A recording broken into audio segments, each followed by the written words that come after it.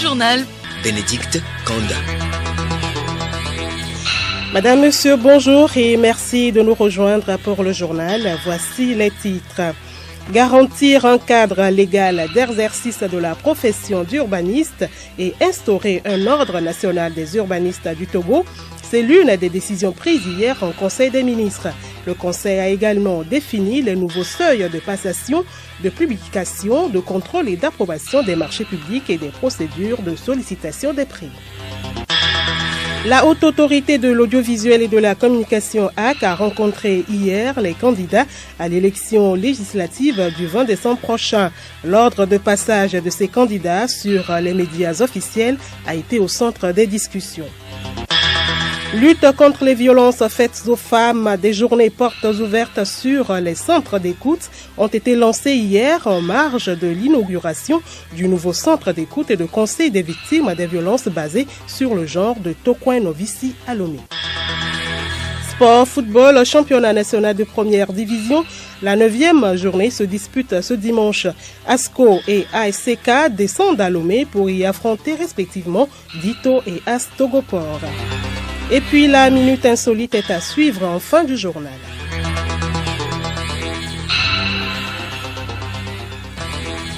Radiolomé.tg.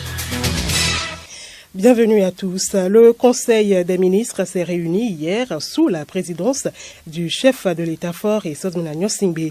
Le Conseil a adopté un projet de loi et 3 décrets et abordé des divers. Le compte-rendu des travaux avec Octave Nikwe-Broum, ministre de l'Enseignement supérieur et de la Recherche. Au titre du projet de loi, le projet de loi adopté par le Conseil est relatif à l'exercice de la profession d'urbaniste au Togo. Il a pour objet de garantir un cadre légal d'exercice de la profession d'urbaniste et d'instituer un ordre national des urbanistes du Togo. En effet, l'un des secteurs de métier intervenant dans l'aménagement urbain et le développement spatial harmonieux des agglomérations est le métier d'urbaniste. Au Togo, les urbanistes exercent la profession sans une réglementation ordinale, contrairement aux géomètres et architectes. Depuis mai 1991, ils sont organisés en une association dénommée Association togolaise des urbanistes libéraux, mais qui ne peut disposer des attributs d'un groupement professionnel. Cependant, l'évolution du droit communautaire et la maîtrise de l'urbanisation et de l'assainissement du cadre de vie nécessitent la réglementation de la profession et la prescription d'un code de déontologie.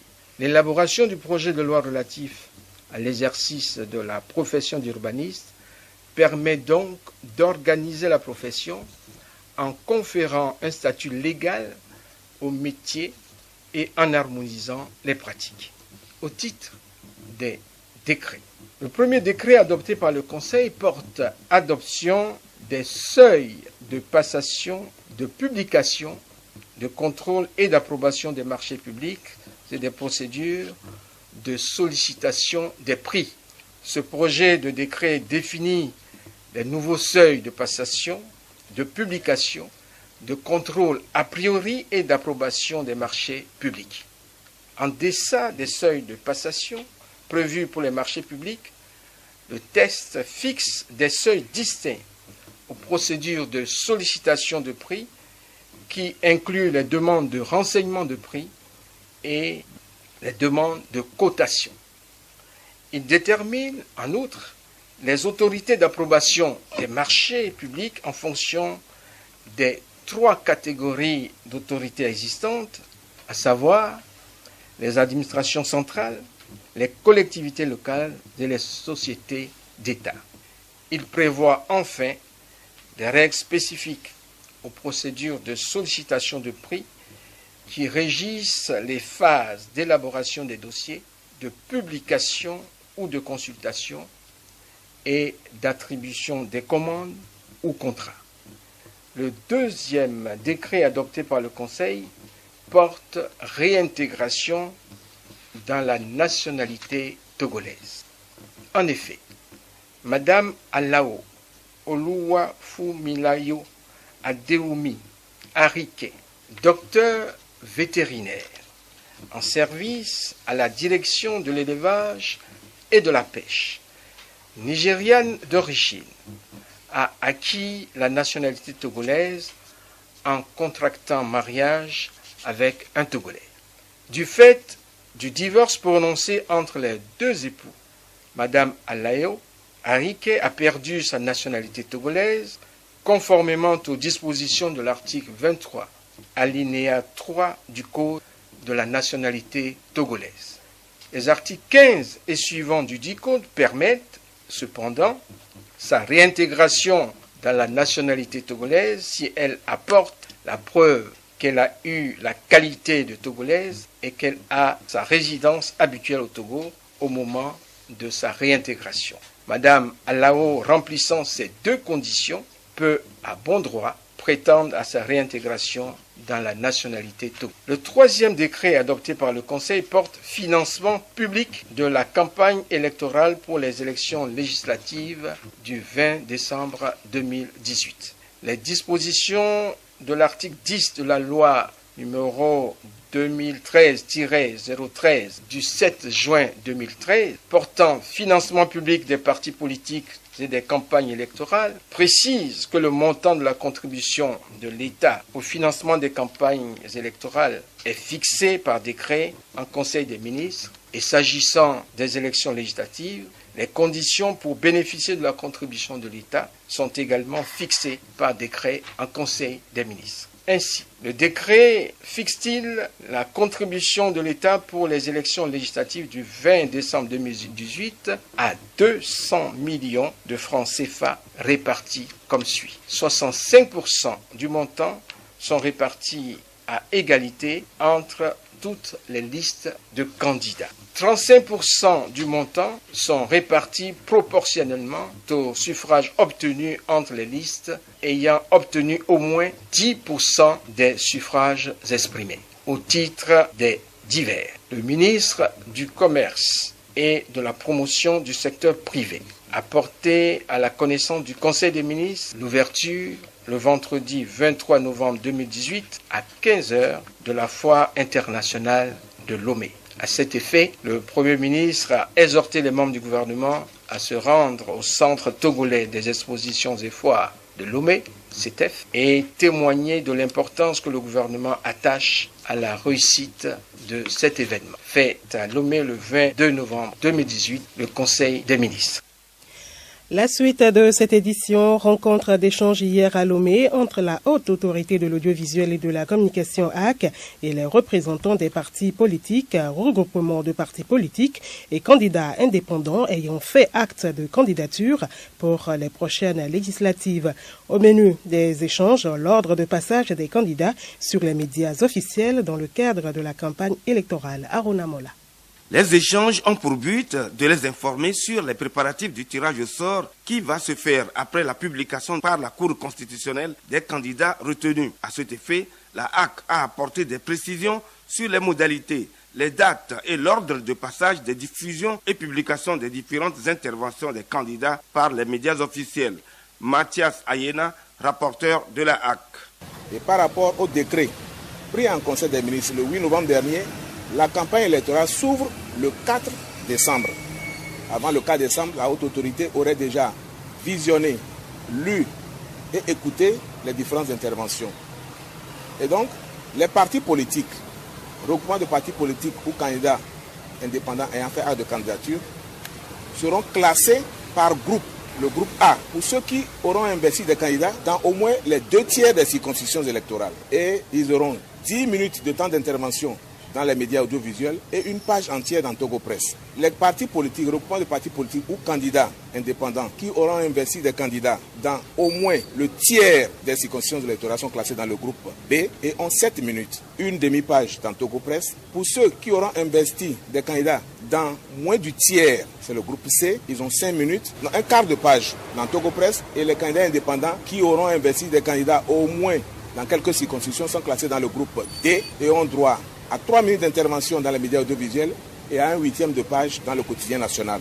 Des dispositions particulières sont également prises pour les reportages. Cette rencontre d'échange intervient conformément aux dispositions réglementaires et à la tradition qui veulent qu'avant la cérémonie du tirage au sort, la HAC arrête les dates et l'ordre de diffusion des interventions des candidats sur les médias officiels. Le président de la HAC, Telou Pitalonani.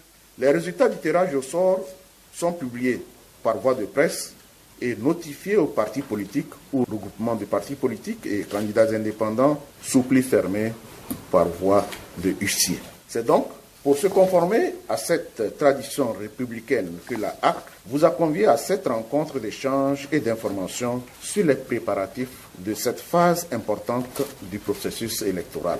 À ce jour, et en attendant la publication par la Cour constitutionnelle des listes qui sont en compétition, la HAC a déjà commis un huissier de justice sous la supervision duquel la cérémonie de tirage au sort doit se dérouler. 72 heures avant le démarrage, les candidats ont l'obligation d'informer les médias officiels et la HAC afin que tout se passe dans l'ordre et selon les exigences professionnelles. Arona Mola est toujours dans le cadre de ses activités. La HAC a rencontré également les responsables des médias officiels qui ont une mission très importante en période électorale.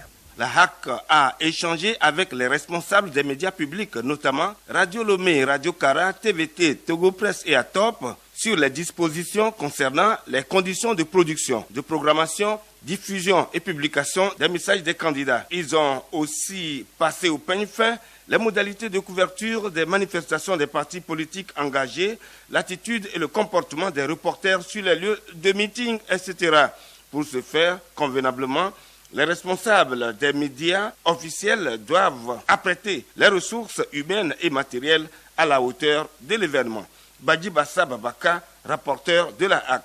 Nous souhaitons donc que les organes se mettent à rang de bataille et qui préparent leur matériel, leurs équipes et qui soient prêts à intervenir parce que la campagne, c'est une campagne législative sur l'ensemble du territoire national. Donc, il faut être prêt à déployer ces ressources aussi bien humaines que matérielles pour répondre aux sollicitations. Le deuxième aspect, c'est la diffusion des interventions, c'est-à-dire des déclarations des partis politiques à la radio, à la télévision et la publication dans Togo Presse des messages des partis politiques qui s'engagent dans la campagne. Cela aussi se fait à travers une organisation que la HAC fait ici.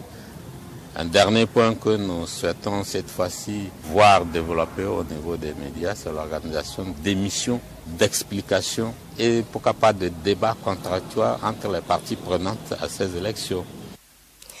La communauté internationale observe du 25 novembre au 10 décembre prochain les 16 jours de campagne et d'activisme contre les violences faites aux femmes. En prélude à ces journées au Togo, la ministre de l'Action sociale, de la promotion de la femme et de l'alphabétisation a procédé hier à Lomé au lancement officiel des journées portes ouvertes sur les centres d'écoute, couplé de l'inauguration du nouveau centre d'écoute et de conseil des victimes des violences basées sur le genre de Tokouin Novici. Amara Moussa. La construction du centre de noviciat a été financée sur le budget de l'État. Une partie de l'équipement a été assurée par l'UNFPA. Tout comme les précédents, le centre sert pour des consultations juridiques et psychosociales gratuites. Madame Dovomo Abra Victoire, chargée de programme à l'UNFPA Togo. Nous œuvrons vraiment dans le cadre de l'égalité entre les sexes, pour que les questions de violence ne puissent pas entraver vraiment le plein épanouissement d'aucune couche de la population. Donc voilà pourquoi nous sommes vraiment engagés à accompagner le gouvernement dans la lutte contre les violences basées sur le genre. Sur le plan mondial, une femme sur 3 est victime des violences physiques ou sexuelles. Le cas du Togo avec Mme Tchabnandi Koulani Yanchare, ministre de l'Action sociale, de la promotion de la femme et de l'alphabétisation. Une étude réalisée en 2010 par notre ministère révèle diverses formes de violence perpétrées à l'encontre des femmes dans notre pays. La violence psychomorale représente 91%. La violence économique, 34%. La violence physique, 41%. La violence sexuelle, 33%. La violence institutionnalisée, 20%. Les mutilations génitales féminines, 6,9%. Le public a écouté au cours de cette cérémonie de lancement des journées portes ouvertes un témoignage d'une bénéficiaire des services du centre d'écoute. Amara Moussa, ouverture ce matin à Lomé d'un atelier de consultation pour le choix du thème du rapport national sur le développement humain édition 2018. Sylvie Changai. Organisée par le ministère de la Planification du Développement avec l'appui technique et financier du PNUD, la rencontre regroupe plusieurs acteurs, notamment de la société civile, des administrations publiques, du secteur privé et du milieu universitaire. Professeur Kossi Tessio Enyonto, président du comité de pilotage du rapport national sur le développement humain. Les thématiques qui sont proposées à cette grande communauté de développement, il revient à ces différents acteurs qui composent la société de pouvoir dire clairement autour de quelle idée elles souhaiteraient que ce développement se fasse. Depuis 23 ans que le pays a adopté ce concept, c'est la première fois que nous avons voulu faire cette consultation nationale avant d'élaborer le rapport proprement dit. Pour l'élaboration du dit rapport, 2 thèmes ont été proposés, à savoir l'emploi des jeunes et le développement humain et l'environnement. Par ailleurs, des arguments ont été proposés par le comité de pilotage. Il s'agit ainsi de présenter ces arguments participants, des arguments qui serviront de base de discussion en vue du choix définitif du thème du RNHD édition 2018. En plus bref, à présent, le comité de développement de quartier et le comité villageois de développement ainsi que les associations de la zone de baie sont depuis ce matin en un atelier de validation du plan d'action communautaire. Pendant 2 jours, ces organisations locales vont se pencher sur l'identification et l'élaboration des projets pouvant permettre le développement de leur localité. Il s'agit de se doter d'un instrument pouvant consacrer une vision globale de la zone de baie. Et puis le préfet d'Aguanive, le colonel Awate Odabalo, a lancé hier la 2e phase de l'administration rapide de proximité dans les locaux de la dite préfecture. Cette phase couvre les 6 cantons qui composent la préfecture d'Aguanive. Il s'agit à terme de délivrer 1500 jugements supplétifs et rectificatifs et 2500 certificats de nationalité. Il s'agit également de sensibiliser la population sur l'importance des actes civils. La délégation est aujourd'hui à Déticopé pour la délivrance de ces jugements supplétifs et de certificats de nationalité. Écoutez Radio Lomé sur le web sur le www.radiolomé.tg. Suivons à présent l'agenda culturel de cette semaine avec Geneviève Pognon. L'Association des jeunes sans frontières pour l'épanouissement de tous, AGIFET, organise ce samedi 24 novembre à Lomé la première édition de Miss Petite Taille Togo. Il s'agit pour les promoteurs d'une innovation dans le monde de la beauté et de la mode dans la valorisation des capacités, des compétences et des potentialités des jeunes filles ayant une taille de moins de 1,65 m qui sont souvent victimes des injustices, des railleries et autres. Autre sujet, la 7e édition du Festival de la musique et de la danse traditionnelle, dénommé Festival Calobas, se tient du 23 au 25 novembre prochain au lycée de Blita. Le lancement officiel se déroule ce 23 novembre à partir de 8h30. Un autre festival, celui dénommé Barès, Festival international de danse traditionnelle et contemporaine. La 6e édition se tient du 7 au 9 décembre prochain sur le terrain de Foreva. La danse traditionnelle, c'est aussi Djendjengu, des ressortissants de Djofaga à Lomé. Cette danse traditionnelle de réjouissance édition 2018 aura lieu le samedi 1er décembre à partir de 14h30 à Agban-le-Pédogan.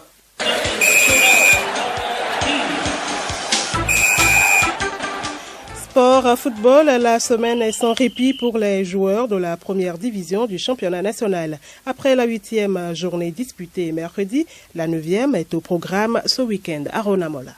Beau duel à Dapan entre Fouanda, local, et Semassi de Sokodé. Sarah FC de Bafilo, qui a subi sa première défaite lors de la 8e journée, tentera de laver l'affront en réceptionnant Bikinti de Bassar.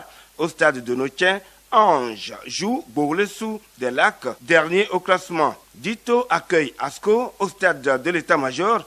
Et enfin, au stade municipal de Lomé, l'AS Togopor défie l'ASCK. Notez bien, les matchs Maranata, Gomido et Koroki AS OTR sont reportés à une date ultérieure. La division inférieure, quant à elle, ouvre son 7e épisode. Dans la zone septentrionale, le leader Agua de Kusuntu réserve son hospitalité à Odalo de Kamboli.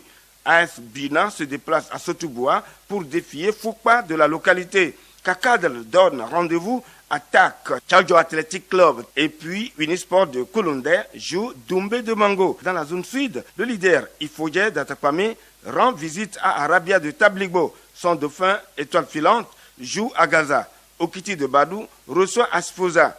Kotoko de la Vie accueille en temps 2. Et puis Espoir de Tchévier en découp avec la SNPT. Et puis le 34e championnat militaire et paramilitaire referme ses portes ce samedi à l'état-major à Agoué. La finale va se disputer entre la gendarmerie nationale et le régiment paracommando RPC. Le match de classement se joue cet après-midi au stade d'Agoué entre le premier BIR et le deuxième RI. Et puis l'information insolite pour terminer. En Indonésie, les policiers ont eu la bonne idée de brûler ces 3000 tonnes de cannabis. Du coup, la fumée de ce feu est ensuite allée se disperser dans toute la ville, droguant ainsi les habitants. Ils ont ressenti des étourdissements et des maux de tête. Mais le pire, c'est que les policiers présents pour brûler le cannabis avaient des masques pour se protéger, mais n'ont pas du tout pensé aux habitants.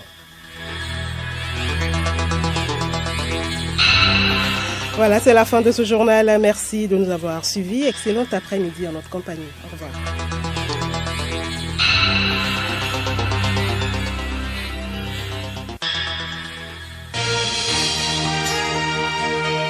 Radio Lomé, boîte postale 434, email radiolomé@radiolomé.tg. radiolomé.tg